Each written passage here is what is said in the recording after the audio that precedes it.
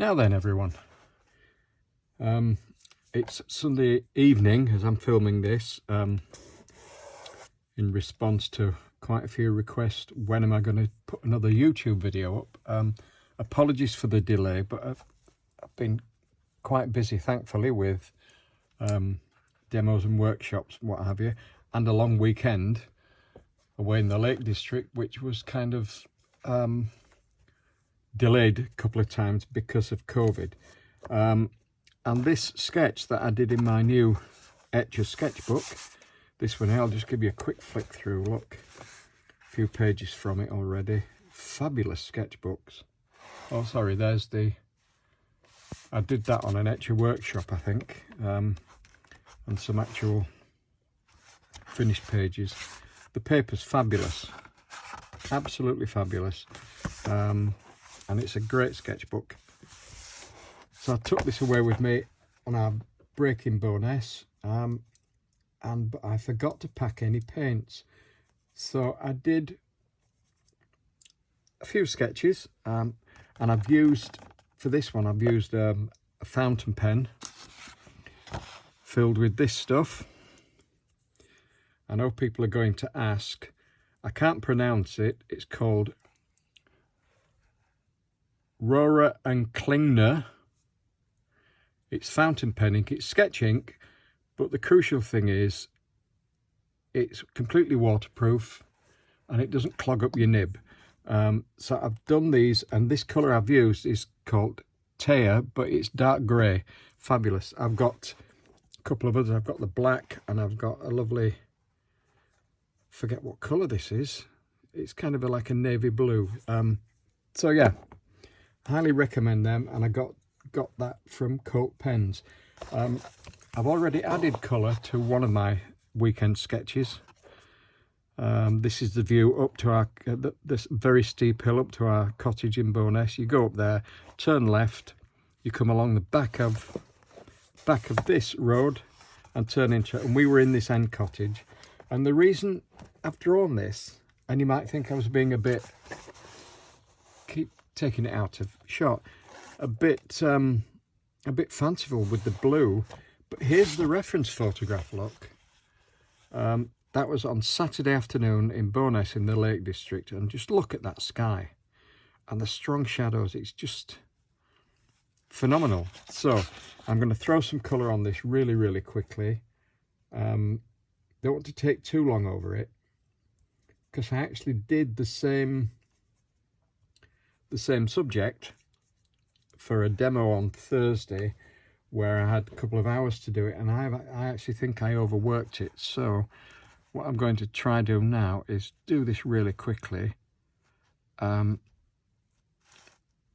Normally I like to do like dark dramatic skies, but I really want to, I mean, November in the north of England in the Lake District, and the sky was like this. Fantastic shadows and fantastic sense of light and shade. Again, this brush is one, I must have had this set of brushes for, what, 10 years now. I got them in a job lot on eBay. I think an art shop was closing down. There's no mark on them apart from the word inscribe. So I've no idea where they are. They're Japanese, but they serve me really well. They don't shed any hair. I got a box, and this will make you go wow. Got a box. There must have been about 30 assorted brushes in. I paid £20 for the box. And there you go. That's as much work as I'm going to do on the sky. Temptation might be to put some drama in with some dark, but I won't. So there you go, that's that. And now the next colour I'm going to get on my brush, I want to work really quickly, is some green gold. We'll put some on there because that's a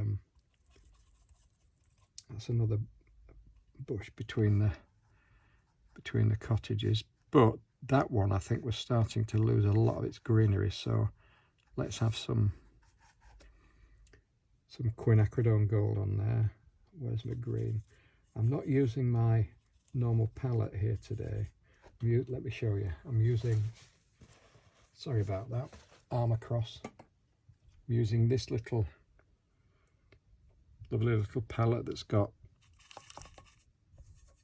they're all filled with Daniel Smith paints. So let's get some darks on this. I forget which is which on here. So let's get some, again, I think I've said this before, what I love to do is to mix paint on the page rather than pre-mix lots of colour and drop them in. And then let's go back to the green gold on this. I think that's probably dry enough now. On this was a yew bush, beautifully trimmed. Just looked fantastic. Yeah, if it wasn't there, you'd probably see an awful lot more of the cottage, but it is there, and it's probably been there for 50, 60, 70 years, I don't know. Fabulous. Fabulous piece of foliage. And then along this greenery here, keep the green gold to the top, because the light really was catching it. And let's put some, this very dark green is a Daniel Smith colour that I absolutely love. It's called Undersea Green. I'll come back and do that a little bit later on when it's dried. I've actually covered up most of the gravel there. So let's switch our attention to this. Oh, sorry, I've mixed a naff colour there. Quinacridone gold will just, and that sky's not dry enough, so it's bleeding in, but do you know what? Not that fussed. Get a bit of kitchen roll and do that. Let's get a smaller brush so I can get in there and get along this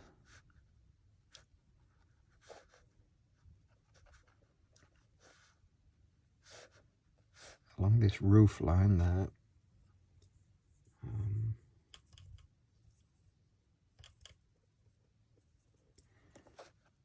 Put a bit of dark in there because it looks a bit too, although it is actually, to be fair. But all I ever want to do with trees like this, with foliage like this, is for it to frame the buildings. That's going to be a problem because there's no way I can paint the shadow on until that's dried. And the temperature here in the north of England, Yorkshire, on a sunny, it's dropped. It's just over 40 degrees in old money. I'm not sure what that is in Celsius. Is that what, 6 or 7 degrees? So it's fairly cold, which is why I've got my big thick winter jumper on. There you go. What I might do, come on John, think. No, let's have a go. We'll put something down here, which is kind of the, I think it was like a flower bed. And you know what, we'll bring this along there. And what I need to do now is to mix kind of a shadow colour because the key thing on this, as with everything, is going to be the actual shadow itself.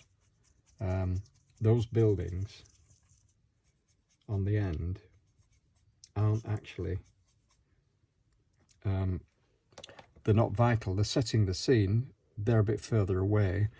This is the star of the focus, not the star of the show. This is the focus of the drawing. This gable end and the row of cottages. So I want to mix, and this shadow colour that I'm mixing, here we go, I'll show you now while I'm waiting for stuff to dry. This shadow colour is Payne's Grey, which is in there, and some Venetian red, and I've made a lovely, it's a lovely purpley shadow colour.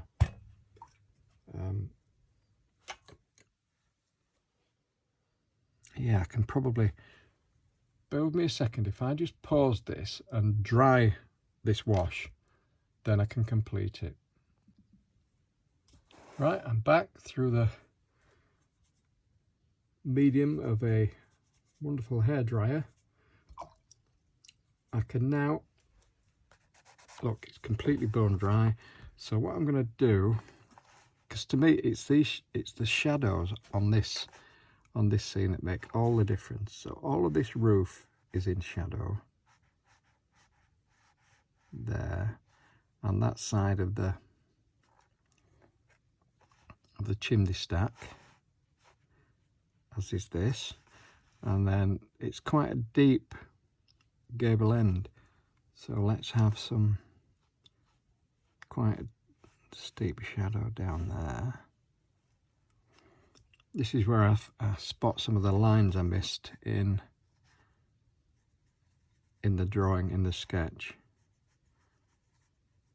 But we're not comparing, it's not an architectural presentation, we're not trying to get planning permission. So let's get some shadow down there, under the lintel, matching, and then these of course will have the same. See, these brushes, even as cheap as they were, can still get a nice point on them. I would normally have used my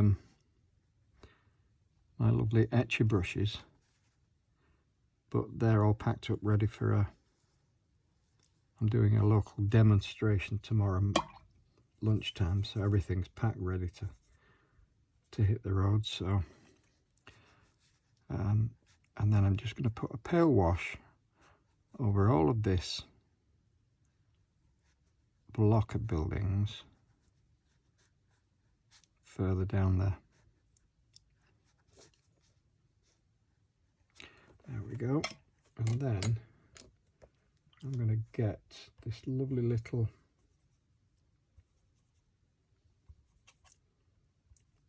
I don't normally use it, it's a lovely sable brush, it's size 4 from Sea White, because I want to get, for me, the key thing, the one thing here, the one factor is this shadow I'm putting in now, which is just fantastic sense of light. We'll put that in, then we'll do similar, and they'll be at the same angle there. So down there is in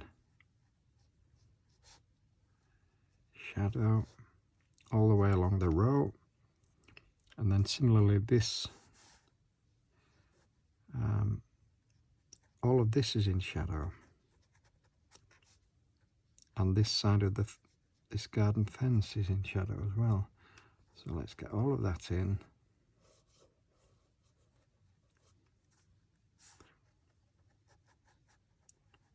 And then I can deepen this probably by dropping some shadow around there. Yeah, that was in shadow. That's dark enough, I wouldn't do much. But the actual cast shadow was across the garden there, as far as this.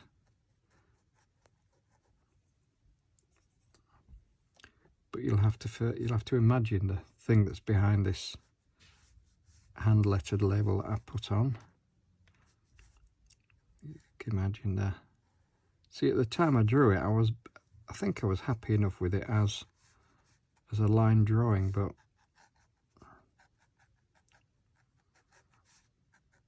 you can't really. And I think what we need to do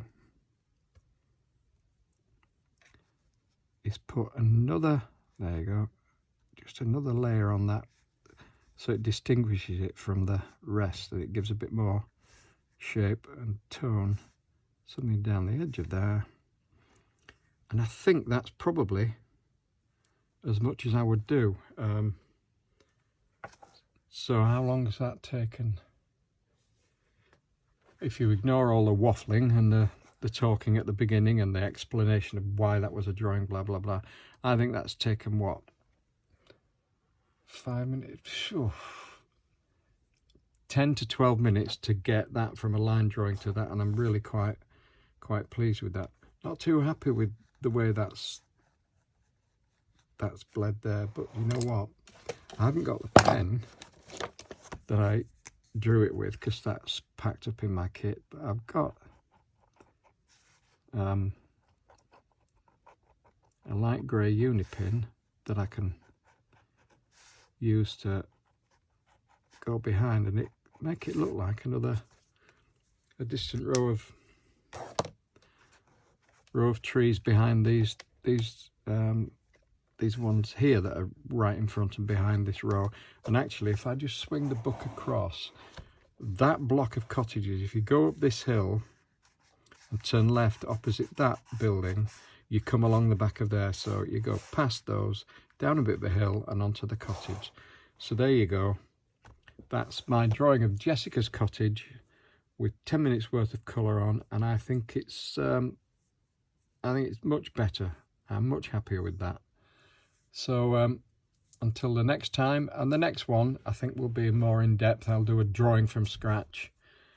And oh, while I'm here, lots of people have asked me to do a YouTube video explaining, or rather listing and detailing the materials I use. So I think I'll probably do that over the next few weeks if you think that'd be of help. So leave a comment if you'd like to see that. Failing that, is the next time. Although I've just remembered, here's another sketch I did, which is a lovely, it's a nice sketch in that dark grey ink, but the scene there, the sunlight through that gate and on that field there, again, it's another one where I don't think the line drawing works as well as a line drawing with colour. So I may do another video where I add colour to that before the next full in. So there you go, I'll leave you with that. Jessica's cottage with colour, or rather with surrounding colour. Take care everybody, till the next one, bye.